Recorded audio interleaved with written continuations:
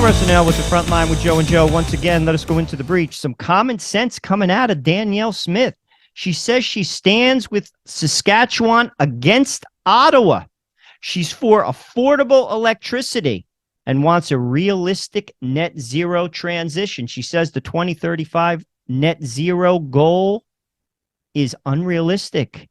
I agree, Ms. Smith. Play the clip. Alberta's in a different position than Saskatchewan is because there was a very aggressive transition over to natural gas. My understanding is the last of those conversions are going to be either finished this year or next year. And a lot of the reason, ultimately, I think they moved so quickly is that natural gas was historically low in price, and so they did that transition. And then, of course, they've continued to get walloped with the additional floor pricing on natural gas. And so I think that for us, we're going to stand with Premier Scott Moe that Saskatchewan and Alberta have an economy fueled a different way. We are based on natural gas principally. They are based on a combination of coal and natural gas, and emissions abatement has to happen at the industrial level, and we've got to make sure reliability and affordability are the number one targets. I can say that a 2035 net zero power grid is unachievable. We know that in this province it'll cost at least $52 billion and raise the cost of power by 40%, and that is something that is not on for us. We want to work collaboratively on reducing emissions, but we have to work smartly.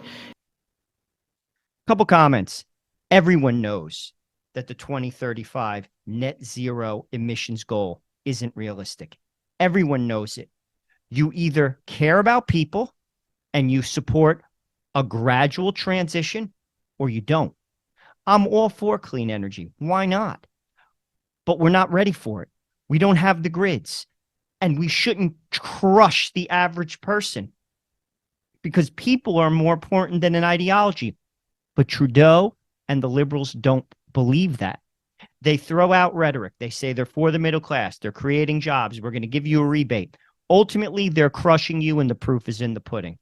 And then you have the World Economic Forum, the Klaus Schwab crew. Basically, what they're doing is using the climate alarmists to basically put forth another crisis to execute their Great Reset.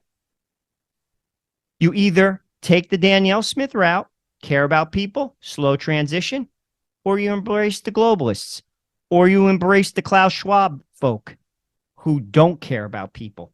Don't get lost in the rhetoric. Don't get lost in the message from the mainstream media, because they're with the Klaus Schwab folk, because they don't get impacted because they have money.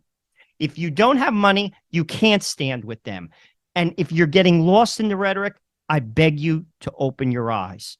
Ultimately, Danielle Smith is speaking truth to power.